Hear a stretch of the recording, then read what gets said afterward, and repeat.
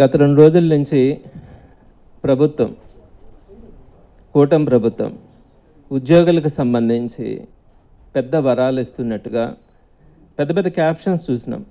DA ధమాకా, ఉద్యోగులకి Deepavali bonanza, ఉద్యోగుల ఎంట నిజమైన దీపావళి, ఇలా అనేక రకమైనటువంటి క్యాప్షన్స్ని మనం చూసినాం.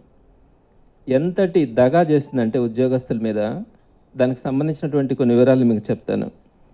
కూటమి ప్రభుత్వం వచ్చిన తర్వాత సుమారుగా 1.5 సంవత్సరం అయితే అన్ని వర్గాల ప్రజల్ని, పుట్టిన పిల్లకాయల దగ్గర నుంచి ముసలాళ్ళ దగ్గర నుంచి ఎన్ని రకాలైనటువంటి ముందుగా వాళ్ళకి ఇచ్చినటువంటి హామీలు ఏవైతే ఉన్నాయో వాటన్నిటిని నెరవేర్చకుండా ఏదో భిక్షం వేస్తున్నట్టుగా ఈ రోజుకి కూడా ప్రవర్తిస్తున్నటువంటి తీరు అందరూ చూస్తూ ఉండారు.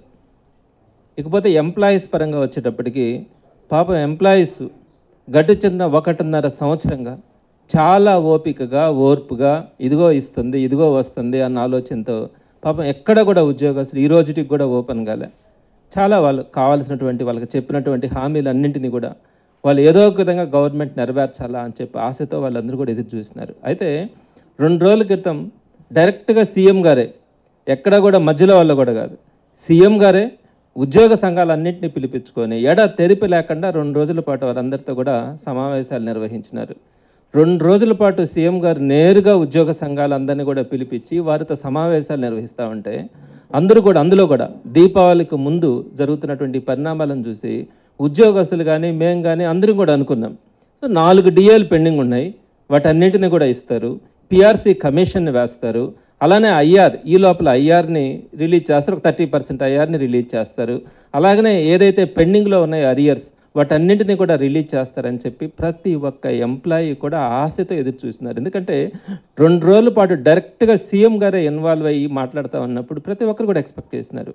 కానీ తీరా చూసేటప్పటికి సాయంత్రానికి సీఎం గారు అర్ధరాత్రి ప్రెస్ మీట్ పెట్టి ఏదో ఉద్యోగస్తులకి ఏదో చేస్తూ ఉన్నామని చెప్పి ఆయన చేసినటువంటిది ఒక్క డిఏ ఇస్తూ ఉన్నానని చెప్పిన తీరు చూస్తే మొత్తం ఉద్యోగస్తులందరూ కూడా నివ్వెరపోయినారు.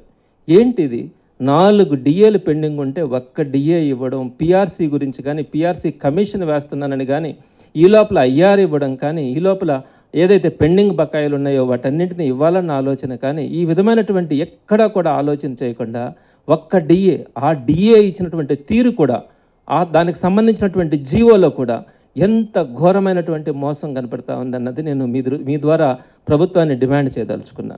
ఒకటి, జగన్ 4 డిఏలు పెండింగ్ పెట్టిపోయినాడు, అందులో మేము ఒక్క డిఏని ఇస్తా ఉన్నామని చెప్పినారు.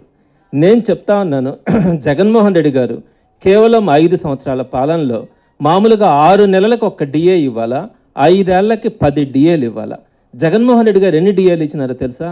11 డిఏలు ఇచ్చినారు. 5 సంవత్సరాల్లో మీరు పెట్టినటువంటి 1 డిఏ పెండింగ్ని ఇవ్వడంతో పాటు ఆయన కంప్లీట్గా 5 సంవత్సరాల్లో ఇవ్వాల్సినటువంటి 10 డిఏలు మొత్తం కలిపి 11 డిఏలు ఇచ్చినటువంటి ప్రభుత్వం ఏదైనా ఉందంటే జగన్మోహన్ రెడ్డి గారి ప్రభుత్వం తప్ప ఏ ప్రభుత్వం లేదు. పైగా ఈరోజు మీరేమంటా ఉన్నారు, జగన్మోహన్ రెడ్డి గారు 4 డిఏలు పెండింగ్ పెట్టిపోయినారు, దాంట్లో నేను 1 ఇస్తా ఉన్నాను అంటున్నారు. మీరేం చెప్తా ఉన్నారు, మీ నోటు కూడా మీరేం చెప్తా ఉన్నారు, 4 డిఏలు ఉన్నాయి, 1 జనవరి 24, 2 జూన్ 24, జనవరి 25, జూన్ 25, 4 డిఏలు, ఈ 4గింటిలో ఇవ్వాల్సినటువంటి 4 డిఏలు పెండింగ్ ఉన్నాయన్నారు. నేను మరలా కూడా చెప్తా ఉన్నా, ఇవి మీరు చెప్పినట్టుగా ఇది జూన్ 25, జనవరి 25, జూన్ 24, జనవరి 24. సరే, ఈ 4 జగన్ అన్నారు, మీకే అర్థమవుతా ఉంది. ఈ 3 కూడా కూటమి ప్రభుత్వం వచ్చిన తర్వాత 6 నెలలకు ఒక్కసారి ఇవ్వాల్సినటువంటి డిఏలలో ఈ 3 డిఏలు పెండింగ్ ఉన్నాయి అన్నది. ఇకపోతే 1 డిఏ అయినా మీ టైంలో పెండింగ్ ఉంది కదా అని మీరు అనుకోవచ్చు. అది జనవరి 2024న ఇవ్వాల్సినటువంటి డిఏ మీ టైంలోదే కదా అని మీరు అనుకోవచ్చు. ఆ ఒక్కటైనా కూడా నేను దానికి కూడా చెప్తా ఉన్నా, ఎప్పుడైనా కూడా డిఏలు ఇవ్వాలన్నప్పుడు కేంద్ర ప్రభుత్వ ఉద్యోగులకు సంబంధించి డిఏని రిలీజ్ చేసిన తర్వాత ఆ తర్వాత రాష్ట్ర ప్రభుత్వాలన్నీ కూడా డిఏని రిలీజ్ చేసే అలవాటు. జనరల్గా జనవరి 2024న డిఏ ఇవ్వాల్సి ఉంటే దానికి సంబంధించి కేంద్ర ప్రభుత్వం మార్చి 6వ తారీఖున 2024 మార్చి 6వ తారీఖున ఆ డిఏని అనౌన్స్ చేసింది. అంటే కేంద్ర ప్రభుత్వం మార్చి 6న డిఏ రిలీజ్ చేసిన తర్వాత దాని తర్వాతనే రాష్ట్ర ప్రభుత్వాలు డిఏని అనౌన్స్ చేయాల్సి వస్తుంది. వెంటనే మార్చి 11వ తారీఖున మనకి ఈ ఎలక్షన్ నోటిఫికేషన్ వచ్చింది. కేవలం 5 రోజుల గ్యాప్లో ఎలక్షన్ నోటిఫికేషన్ వచ్చేటప్పుడు అక్కడ డిఏని అనౌన్స్ చేస్తే ఎటువంటి పరిస్థితుల్లో మీరు కోర్టులకు వెళ్ళి ఆపే పరిస్థితి ఉంటుంది. ఆ 4 రోజుల్లో డిఏని అనౌన్స్ చేయడం అన్నది ఎట్లాంటి పరిస్థితులు కూడా సాధ్యం కాదు. కాబట్టి ఆ మార్చిలో ఇవ్వాల్సినటువంటి డిఏ అది ఎలక్షన్ నోటిఫికేషన్ వచ్చింది కాబట్టి అది కూడా మీ ప్రభుత్వం రాగానే దాన్ని ఇచ్చి ఉండాలా. జగన్మోహన్ రెడ్డి గారు అయితే అదే పని చేశారు. సో మొత్తం మీద మీరు ఒకసారి గమనించండి, జగన్మోహన్ రెడ్డి గారి గవర్నమెంట్లో మొత్తం 11 డిఏలు ఇచ్చి 5 సంవత్సరాలలో ఒక్క డిఏ కూడా ఆయన పెండింగ్ లేకుండా చేసినటువంటి ఘనత ఆయనదైతే, ఈ 4 డిఏలు కేవలం మీ ప్రభుత్వంలో మీరు ఇవ్వాల్సినటువంటి డిఏలు ఇవ్వకుండా 16 నెలలు అంటే 17 నెలల కాలం గడిపి ఈ రోజు 6 నెలలకు ఒక్కసారి ఇవ్వాల్సినటువంటి డిఏ ఒక్క డిఏ నేను ఇస్తా ఉన్నాను, మీరు దీపావళి పండగ చేసుకోండి అని ఎంప్లాయీస్ని మాట్లాడితే అది ద్రోహం కదా, అది పండగ అవుతుంది అంటారా? ఎక్కడైనా కూడా ఈ విధమైనటువంటి ఆలోచన చేస్తారా? నేను ఇంకొక పాయింట్ కూడా మీకు చెప్తా ఉన్నాను. ఇప్పుడు మీరు 2024 జనవరిలో ఇవ్వాల్సినటువంటి డిఏకి సంబంధించి ఈ రోజు మీరు అనౌన్స్ చేసినారు. ఓకే, అనౌన్స్ చేసినారు. ఇక్కడ సంబంధించినటువంటి అరియర్స్ ఉంటాయి. అరియర్స్ అంటే అప్పటి నుంచి ఇప్పటిదాకా రావాల్సినటువంటి బకాయిల్ని అరియర్స్ అంటారు. ఆ అరియర్స్ని ఎప్పుడైనా కూడా ఒకేసారిగా ఇచ్చేస్తారు. అరియర్స్ అన్ని కూడా లేదనుకుంటే ఒక 4 ఇన్స్టాల్మెంట్స్ 5 ఇన్స్టాల్మెంట్స్ టైం తీసుకొని ఆ 4-5 ఇన్స్టాల్మెంట్స్లో ఆ డిఏలన్నింటినీ కూడా ఇవ్వడం జరుగుతుంది. ఇది ఆనవాయితీగా జరుగుతున్నటువంటి అంశం. అయితే ఇప్పుడు మీరు కొత్తగా తీసుకొచ్చినటువంటి అంశం ఏంటంటే ఈ డిఏ అరియర్స్ను కూడా మేము వాటన్నింటినీ ఏం సౌండ్ అవ్వట్లేదు, ఈ డిఏ అరియర్స్ అన్నింటినీ కూడా మీరు రిటైర్ అయ్యేటప్పుడు ఇస్తామని చెప్పినటువంటి ఘనత ఈ ప్రభుత్వానిది. ఎక్కడా కూడా భారతదేశంలో ఇప్పుడు దాకా ఏ రాష్ట్ర ప్రభుత్వం కూడా ఈ విధంగా డిఏ అరియర్స్ ఏదైనా కనుక్కుంటే వాటిని మీరు రిటైర్ అయ్యే రోజున ఇస్తామని చెప్పినటువంటి ప్రభుత్వం ఏదైనా ఉందంటే ఈ రోజున కూటమి ప్రభుత్వమే. ఎప్పుడు చెప్పలా, ఎవరు చెప్పలా. ఎవరైనా ఇవ్వాలనుకుంటే ఇస్తారు, లేదనుకుంటే ఒక 4 ఇన్స్టాల్మెంట్ 5 ఇన్స్టాల్మెంట్స్ టైం తీసుకుంటా ఉన్నామని ఒక జియో ఇచ్చి ఆ జియో ప్రకారం ఇన్స్టాల్మెంట్స్ ఇచ్చినటువంటి పద్ధతి చూసినామే కానీ రిటైర్మెంట్ రోజున ఇస్తామని చెప్పినారు. ఈ రోజు కనుక ఎవరైనా ఎంప్లాయీస్ కనుక్కుండి వాళ్ళకి ఒక 30 ఇయర్స్ కనుక వాళ్ళకి సర్వీస్ కనుక్కుంటే 30 సంవత్సరాల తర్వాత ఈ రోజు ఇవ్వాల్సినటువంటి నువ్వు 1 లక్ష రూపాయలు 2 లక్షల రూపాయలను 30 సంవత్సరాల తర్వాత నేను దీన్నే ఇస్తానని చెప్తే కనీసం దాన్ని పిఎఫ్ అకౌంట్లోనన్నా వేస్తే ఆ పిఎఫ్ అకౌంట్లో వేసిన తర్వాత దానికి సంబంధించి ఏదో కొంత ఇంట్రెస్ట్ లేనా వస్తాయి. అలా కాకుండా ఇప్పుడు ఇవ్వాల్సినటువంటి బకాయిని మీరు రిటైర్ అయిన 30 ఏళ్ళ తర్వాత రిటైర్ అయినా కూడా ఈ డబ్బులు మాత్రం ఆ రోజునే ఇస్తానని చెప్పినటువంటి ఇటువంటి కొత్త సంస్కృతి ఎక్కడా కూడా లేదు. ఏ రాష్ట్ర ప్రభుత్వం కూడా చేయాలి, మన రాష్ట్ర ప్రభుత్వమే కాదు. ఇటువంటి కొత్త సంస్కృతిని తీసుకొచ్చిన తర్వాత ఎంప్లాయీస్ అంతా కూడా ఈరోజు ఆశ్చర్యపోతా ఉన్నారు. మీరు తీసుకొచ్చినటువంటి ఈ సంస్కృతి భవిష్యత్తులో ప్రతి దగ్గర కూడా అరియర్స్ విషయంలో ఈ విధంగా కనుక వెళ్తే ప్రభుత్వ ఉద్యోగుల పరిస్థితి ఏమవుతా ఉంది, ఏ విధంగా వాళ్ళకి సంబంధించినటువంటి హక్కులు కాపాడుకునే పరిస్థితి ఉంటుందని ఈరోజు మరి అందరూ కూడా ఆలోచించాలా. ఎక్కడ కూడా లేనటువంటి సంస్కృతిని చంద్రబాబు నాయుడు గారు తీసుకొచ్చినారు. దీన్ని జగన్మోహన్ రెడ్డి గారి ప్రభుత్వం మా వైఎస్ఆర్సీపీ పార్టీ తప్పకుండా కూడా దీన్ని ఖండిస్తూ ఉంది. దీన్ని ఎటువంటి పరిస్థితుల్లో ఒప్పుకునేది లేదని కూడా తెలియజేస్తా ఉన్నాం. ఇంకొకటి విషయంకి వచ్చేటప్పటికి సరెండర్ లీవ్స్ ఉన్నాయి పెండింగ్. మీరు ఒక్క సరెండర్ లీవ్ని ఇస్తా ఉన్నానని చెప్పినారు, పండగ చేసుకోండి అని చెప్పినారు. పండగను కూడా ఇంట్లో కాకుండా రోడ్ల మీద చేసుకోమని చెప్పి మాట్లాడారు.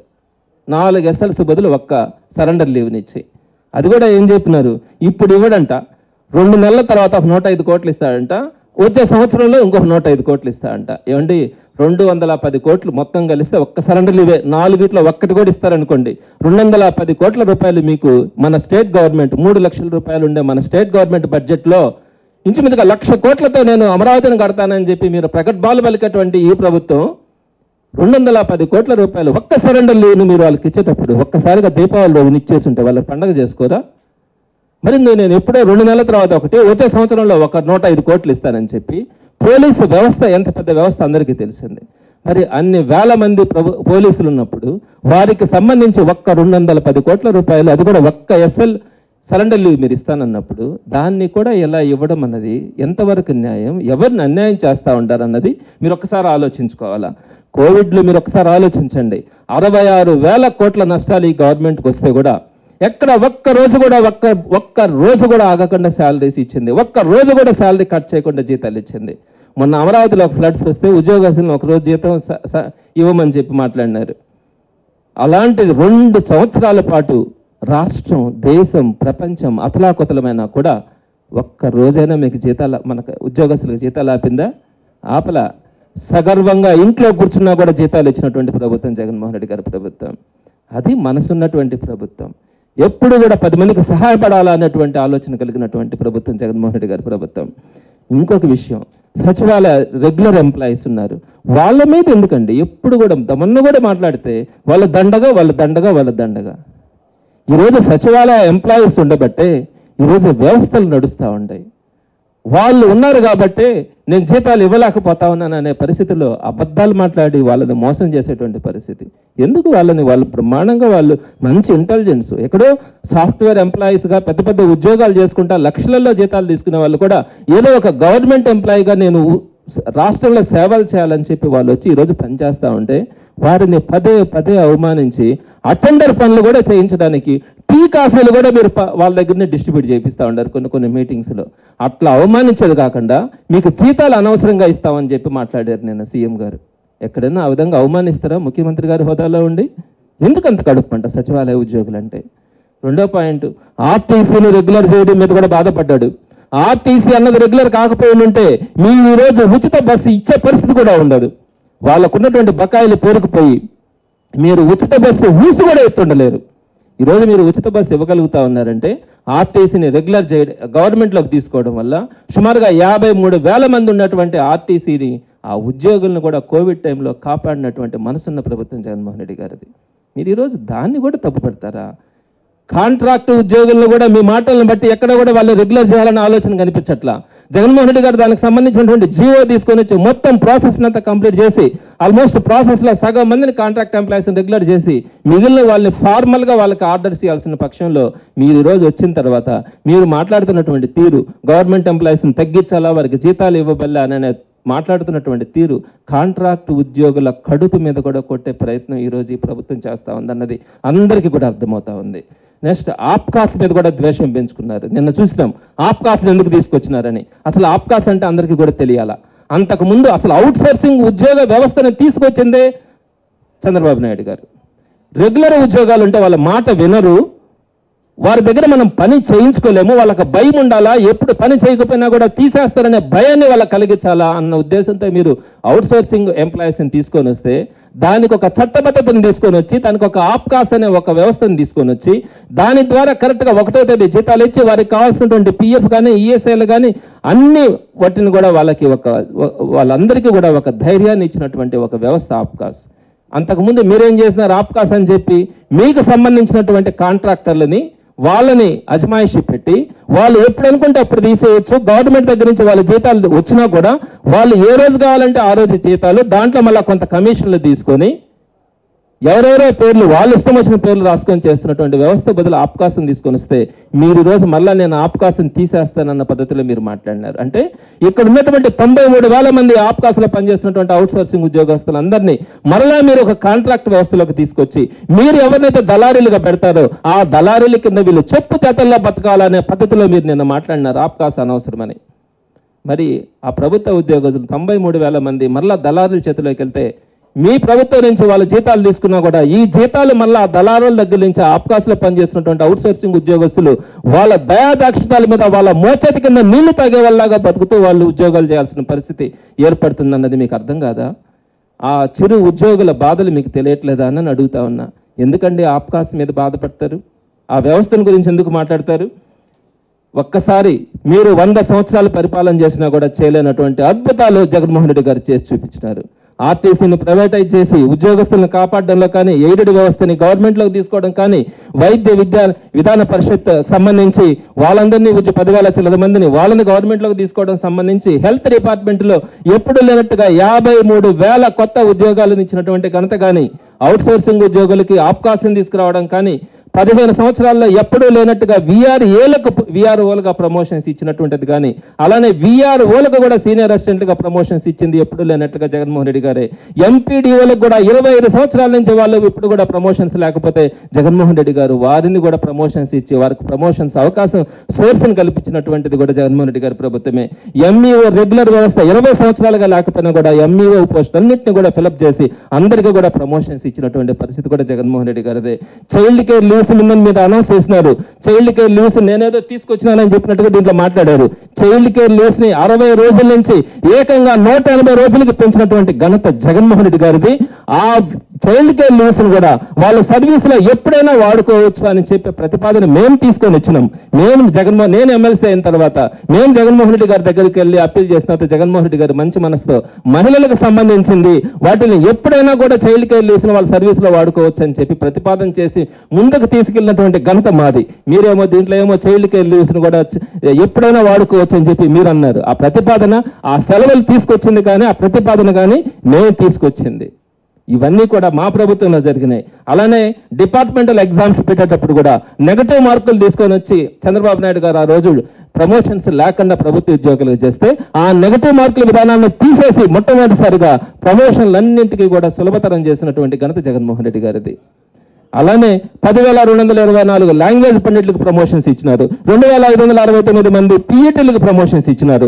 ఏకంగా 25,000 మందికి 5 సంవత్సరాల్లో ప్రమోషన్స్ కల్పించినటువంటి ఘనత ఏ ప్రభుత్వంలో కూడా ఉండదు, జగన్మోహన్ రెడ్డి గారు చేసినటువంటిది. అలానే సర్వే ఎంప్లాయీస్ కి 20 సంవత్సరాల నుంచి వాళ్ళకి ప్రమోషన్స్ లేకపోతే ఆ ప్రమోషన్స్ ఇచ్చినటువంటి ఘనత జగన్మోహన్ రెడ్డి గారిది. అలానే 25 సంవత్సరాల క్రితం 98 డిఎస్సీలు అన్యాయం అయిపోయినటువంటి టీచర్స్కి సంబంధించి వారందరికీ కూడా ఉద్యోగాలు ఇచ్చినటువంటి ఘనత జగన్మోహన్ రెడ్డి గారిది. 15 సంవత్సరాల క్రితం 2008 డిఎస్సీలో అన్యాయమైనటువంటి 4,000 చిల్లర మంది అందరికీ కూడా ఉద్యోగాలు ఇచ్చినటువంటి ఘనత జగన్మోహన్ రెడ్డి గారిది. మీరు 2018లో డిఎస్సీ వేసి ఉద్యోగాలు ఇవ్వకుండా పోతే అక్కడ ఉన్నటువంటి 8,000 మంది కూడా ఉద్యోగాలు ఇచ్చినటువంటి ఘనత జగన్మోహన్ రెడ్డి గారిది. నాడు నేడు ద్వారా 43,000 స్కూల్స్ని రెనోవేట్ చేసి అద్భుతంగా తయారు చేసి టీచర్లకు కానీ ఉద్యోగస్తులకు కానీ అందరికీ కూడా ఒక మంచి వర్క్ అట్మాస్ఫియర్ తెప్పించినటువంటి ప్రభుత్వం జగన్మోహన్ రెడ్డి గారిది. ఇన్ని చేసిన తర్వాత జగన్మోహన్ రెడ్డి గారి ప్రభుత్వాన్ని గురించి మీరు ఆడిపుసుకున్నట్టుగా మాట్లాడడం ఎంతవరకు సమంజసం అన్నది మీరు అందరూ కూడా ఆలోచించుకోవాలా. అలానే కాంట్రాక్ట్ ఎంప్లాయీస్ కానీ, పారిశుద్ధ్య కార్మికులు కానీ, హోంగార్డులకు కానీ, అంగన్వాడీ వర్కర్స్కి కానీ, వెలుగు యానిమేటర్స్కి కానీ, యూనివర్సిటీలో ఉండే అకాడమిక్ కన్సల్టెంట్స్కి కానీ ప్రతి ఒక్కరికి కూడా తగినటువంటి శాలరీస్ని పెంచడం కానీ అందరికీ కూడా జీతాలు పెంచినటువంటి ఘనత జగన్మోహన్ రెడ్డి గారిది. అప్పుడైనా ఇప్పుడైనా ఎప్పుడైనా ఆలోచించుకోండి. జగన్మోహన్ రెడ్డి గారిది ఒక మనసున్న ప్రభుత్వం. జగన్మోహన్ రెడ్డి గారిది పెట్టే ప్రభుత్వం అయితే మీది దోచుకునే ప్రభుత్వం. ఇది ప్రతి ఒక్కరి మాట. జగన్మోహన్ రెడ్డి గారిది సంపద సృష్టించే ప్రభుత్వం అయితే మీది ప్రజల సంపదను స్వాహా చేసేటువంటి ప్రభుత్వం. అది ఒక మనసున్న ప్రభుత్వం. ఇది కుట్రల ప్రభుత్వం. ఈరోజు ప్రతి ఒక్కరి స్పందన కూడా ఇదే. తప్పకుండా చెప్తా ఉన్నాం. ఉద్యోగస్తులకు సంబంధించి ఆ డిఏకి సంబంధించి మీరు ఏదైతే రిటైర్మెంట్లోకి తీసుకోమంటున్నారో దాని మీద వైఎస్ఆర్సీపీ గట్టిగా పోరాడుతుంది. ఈ కొత్త సంప్రదాయాన్ని మీరు తీసుకురాకూడదు అని చెప్పి వైఎస్ఆర్సీపీ డిమాండ్ చేస్తూ ఉంది. అలానే ఇమీడియట్గా పిఆర్సీ కమిషన్ అనౌన్స్ చేయాలా. ఐఆర్ని ఏదైతే మీరు చెప్తా ఉండారో 30%కి తక్కువ లేకుండా ఐఆర్ని రిలీజ్ చేయాలా. మీరు చెప్పినట్టుగా 34,000 కోట్ల అరియర్స్ ఏదైతే ఉన్నాయో వాటన్నిటిని కూడా ఒక టైం షెడ్యూల్ పెట్టి ఈ టైం లోపల నేను వాటన్నిటిని కూడా క్లియర్ చేస్తాను అనే మాట మీ దగ్గర నుంచి రావాలని ఈరోజు ఉద్యోగస్తులు అందరూ కూడా ఎదురు చూస్తూ ఉన్నారు. తప్పకుండా కూడా ఉద్యోగస్తుల పక్షాన వైఎస్ఆర్సీపీ ఉంటుంది, పోరాడుతుందని ఈ సందర్భంగా మీ ద్వారా అందరికీ తెలియజేస్తా ఉన్నాను.